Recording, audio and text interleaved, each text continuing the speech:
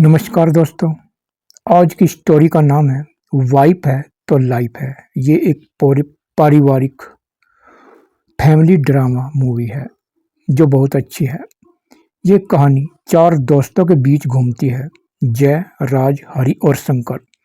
चारों दोस्त मनमौजी होते हैं। शंकर तीनों से बड़ा है, करीब 60 साल का।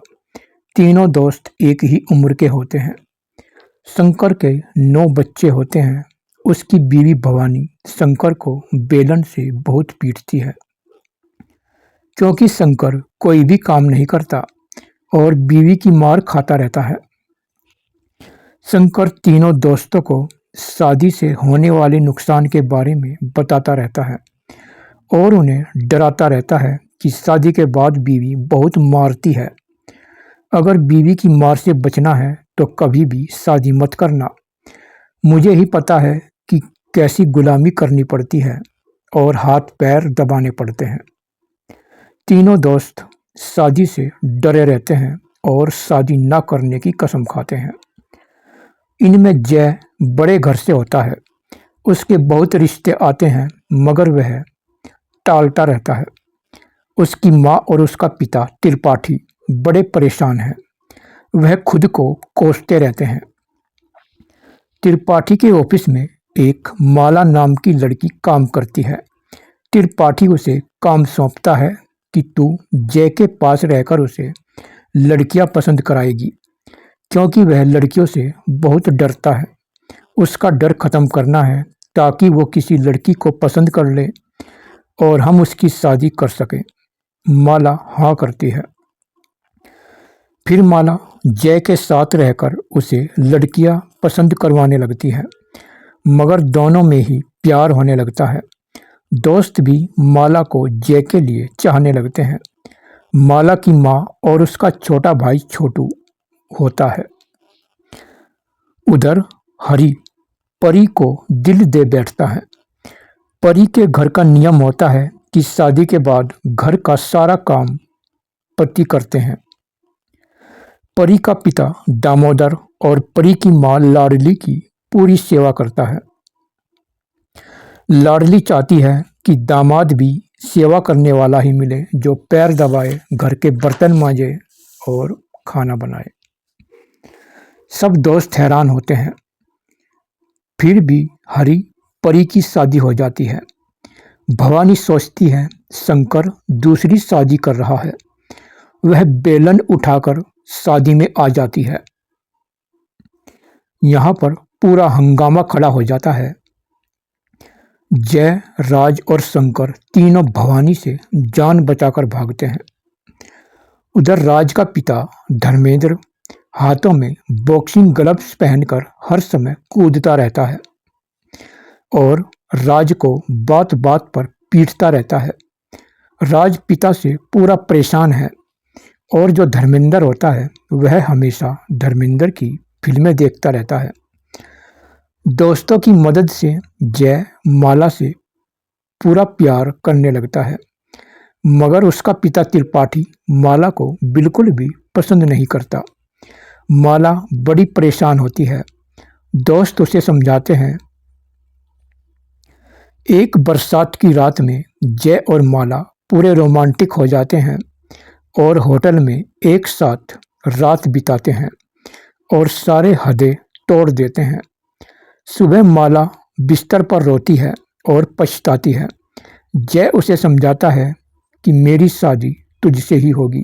मैं आज ही जाकर अपने पिता से सारी बातें बोल दूंगा। जय अपनी शादी की बात घर आकर बताना चाहता है मगर उसे पता चलता है कि माँ बाप दिल्ली गए हैं। खुराना का एक्सीडेंट हुआ है। जय सुनकर परेशान हो जाता है। उधर खुराना मरता हुआ त्रिपाठी को वंदना का हाथ देकर बोलता है कि मेरी इकलौती बेटी है, इसे अपने घर की बहू बना लेना।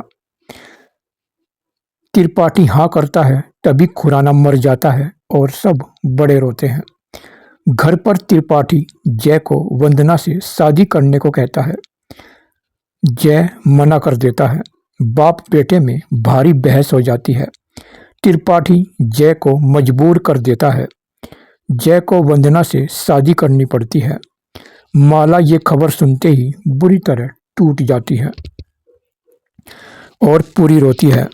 दोस्त भी जैसे दोस्ती तोड़ देते हैं और पूरी नफरत करने लगते हैं।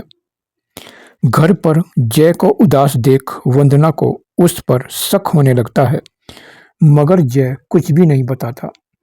एक बार वंदना पर किसी का फोन आता है। वंदना जय के साथ एक नाइट पार्टी में जाती है। वहाँ से वह मौका देख एक होटल में जाती है। वहाँ उसका प्रेमी रोमी होता है। वह वंदना से ब्लैकमेल करता है और ज़बरदस्ती करना चाहता है। इसी बीच वंदना के हाथों रोमी का खून हो जाता है। वंदना पुलिस से बचकर भागती है। पुलिस पीछे लगी है। वंदना गलियों में घुस जाती है और धोखे से माला के घर में शरण लेती है। पुलिस ढूंढकर चली जाती है।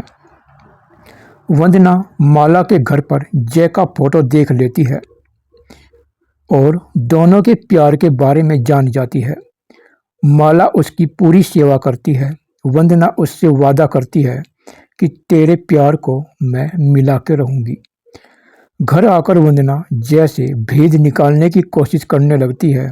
जय डरा रहता है। उधर माला गर्भ से रह जाती है। माला की माँ को सदमा लगता है कि मेरी बेटी कुंवारी ही माँ बनेगी, और माँ को अटैक आता है और वह मर जाती है। सब दोस्त माला पूरे रोते हैं। माँ के अंतिम संस्कार पर जय भी आता है। सब उसे जली कटी सुनाते हैं और कहते हैं कि माला के पेट में तेरा बच्चा है। जय ये सुनकर परेशान हो जाता है। फिर माला बदनामी के डर से मंदिर में जाकर माता के आगे से त्रिशूल उठाकर मरना चाहती है। तभी जय आकर उसे बचाता है और उसकी मांग में सिंदूर भर देता है। दोस्त ये देखकर बहुत खुश होते हैं।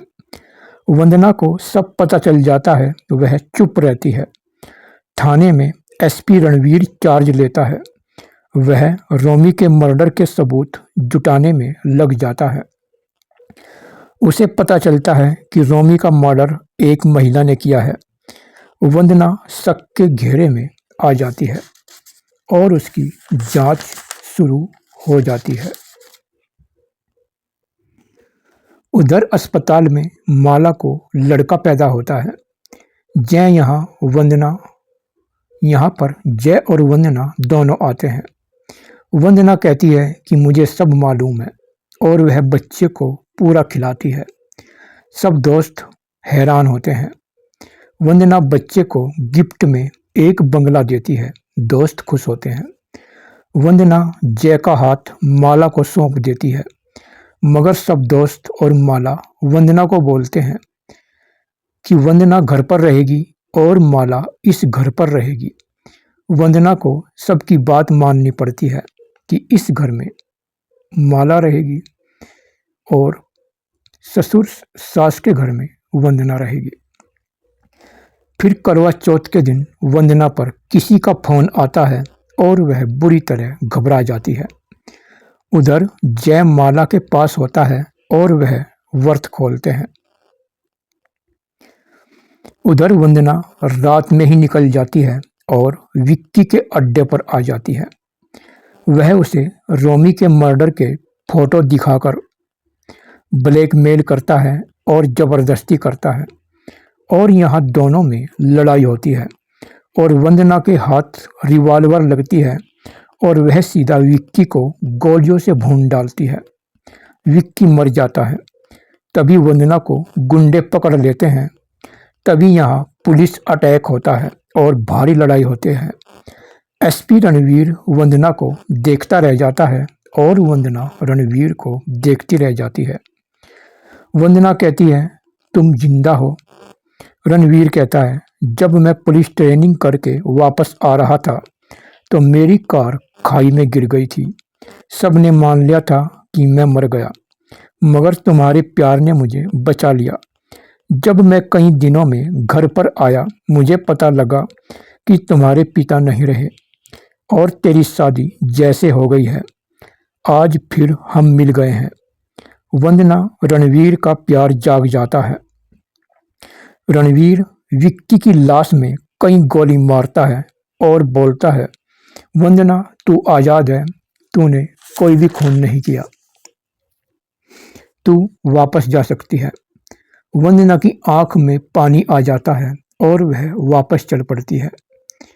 रणवीर पुलिस के साथ पूरे अड्डे को उड़ा देता है और कई अश्लील वीडियो जब्त करता है जिससे विक्की लड़कियों को ब्लैकमेल करता था। गुंडों का पूरा अड्डा जल जाता है। रणवीर वंदना की याद में खोया रहता है।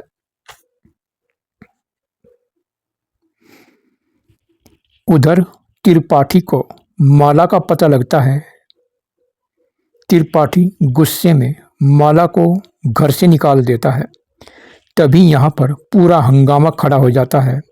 तभी जय और वंदना यहाँ पर आते हैं और त्रिपाठी पर पूरा भड़कते हैं और वह दोनों भी घर छोड़कर चल देते हैं कि जहाँ माला के लिए घर में कोई जगह नहीं, वहाँ हम भी नहीं रहेंगे। त्रिपाठी पूरा पछताता है। फिर वह माला और वंदना से जाकर माफ़ी मांगकर माला को बहू मान लेता है। सब लोग खुश होते हैं। त्रिपाठी कहता है, जय और माला की शादी फिर से होगी और माला हमारे घर में बहू बनकर आएगी। फिर जय माला की शादी की तैयारी होने लगती है। माला को वंदना के प्यार के बारे में पता चल जाता है। वह जय और त्रिपाठी को बताती है और फिर वंदना की भी शादी की तैयारी चलती है। वंदना को कुछ भी पता नहीं होता और फिर शादी का दिन आता है। फिर यहाँ वंदना को दुल्हन बनाकर लाया जाता है। वह रणवीर को सामने देख चकरा जाती है। वह दूल्हा बना है। माला वंदना को बताती है कि जब तुमने मुझे मेरे प्यार से मिला दिया तो मेरा भी हक था कि मैं तेरे प्यार से तुझे मिलाऊं। वंदना जय और त्रिपाठी को देखती है। वह भी बोलते हैं कि हमें भी माला पर पूरा गर्व है। हम बहुत खुश हैं कि तुझे तेरा बिछड़ा प्यार मिल गया है। और फिर एक बड़े मंडप में जय और माला, रणवीर और वंदना, राज और मिली की शादी एक साथ हो जाती है और सब लोग बहुत ही खुश होते हैं और यहाँ बैंड बाजा बजता है और इस तरह फिल्म का हैप्पी एंडिंग होता है। दोस्तों, आपको इस फिल्म की स्टोरी कैसी लगी और सबसे अच्छा सीन कौन सा लगा? और ये जो फिल्म है वाइफ है तो लाइफ है, इसकी हमने फुल स्क्रिप्ट लिखी हुई है। अगर आप कहोगे तो पूरी स्क्रिप्ट सुना देंगे, जो 3 घंटे की पूरी फिल्म है डायलॉग समेत। अगर आपने वह 3 घंटे वाली फिल्म अगर देखी है, कमेंट में ज़रूर बताना।